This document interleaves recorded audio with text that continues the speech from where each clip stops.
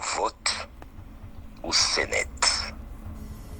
Le Code noir qui déclarait que l'esclave est un bien meuble, qui expliquait que le maître avait le droit à la première fuite de lui couper l'oreille et de le marquer à la fleur de lys, à la deuxième fuite de lui couper le jarret et de le marquer à la fleur de lys, à la troisième fuite de le mettre à mort. Ce Code noir a séjourné dans le droit français pendant près de 2 siècles.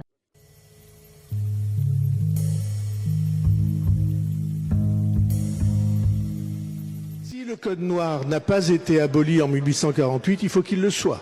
Si l'on peut croire que le décret d'abolition de l'esclavage de 1848 a abrogé le Code noir, il n'en est rien. Aucun texte ne l'a formellement aboli. Applicable ou pas, ce n'est pas le débat. Lorsque j'étais étudiant en philosophie, je me suis rendu compte de quelque chose qui m'a interpellé, comme on dit aujourd'hui.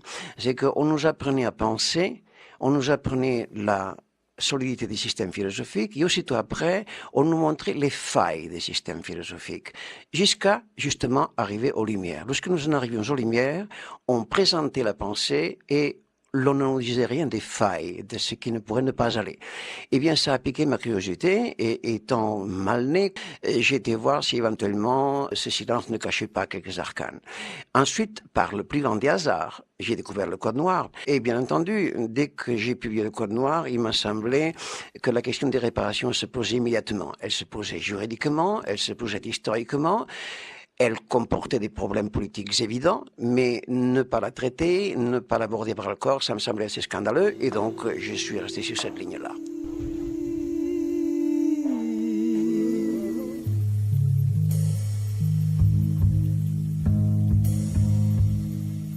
Et donc je prends l'engagement au nom du gouvernement qu'un texte actant l'abolition du Code noir sera présenté au Parlement. Vote ou Sénète. Le b.a.-ba de toute institution juridique. Il suffit une nouvelle loi pour en abroger une ancienne. Comme la loi de Napoléon réintroduisant l'esclavage annulait celle de la Révolution qu'il avait supprimée. La loi républicaine du milieu du 19e siècle annulait définitivement l'esclavage et le Code noir qui emportait l'essentiel. Les élus de la nation seront donc bientôt invités par le Premier ministre à une belle pantalonnade juridique. Abolir en 2025 le Code noir aboli en plein 19e. Pour le panache, pour la beauté du geste, le Premier ministre croit pouvoir annoncer que cette abrogation sera votée à l'unanimité des élus.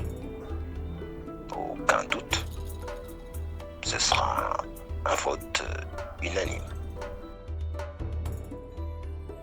En bon parlementarisme, on procède à la votation d'une loi quand on en a prouvé la nécessité et avec plus ou moins de vraisemblance pondérer les effets.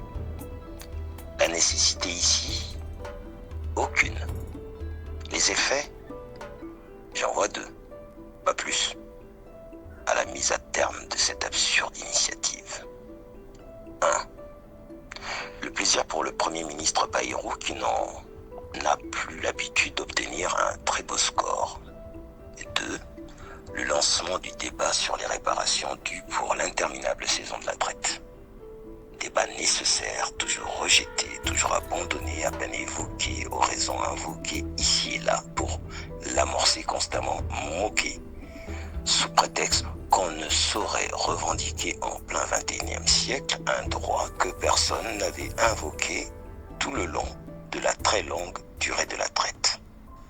Soulever aujourd'hui, pareille question, c'est de l'anachronisme particulièrement obtus. Voire en 1681, Épiphane de Moirans publie en latin « Esclavage libre » ou « Défense juridique de la liberté naturelle des esclaves ». Formidable argumentaire contre la mise en esclavage pour l'abandon sans délai de ce système monstrueux, l'urgence et la nature des réparations dues. Et parmi ces conclusions, les maîtres sont tenus non seulement de restituer aux Noirs la liberté et le prix de leur travail, mais aussi de leur donner réparation pour les fruits dérobés et les dommages supportés. Prix et réparations sont dus aux descendants des esclaves décédés sans limite de génération.